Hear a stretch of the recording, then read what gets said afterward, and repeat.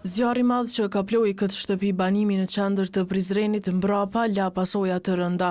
Aty ndroi jetë një fëmijë 1 vjeçar në ndyshimin se u ngulfat nga tymi i shkaktuar. Posti, 3 fëmijë të tjerë, por edhe në natyre kanë përfunduar në trajtim mjekësor, ndonë se janë jashtë rrezikut për jetë. Kryeprokurori i Prokurorisë Themelore në Prizren, Petret Kryesiu, ka thënë për Dugagjenjen se dyshohet që në momentin kur ka nisur zjarri, nëna dhe fëmijët e saj kanë qenë në gjumë.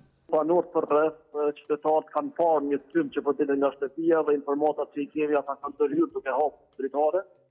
Dhe në momentin që kanë të rryer brenda është pëndosht si gjitha ndërme kanë arritur domethënë që të shpëtojnë 13 jetë me nënën.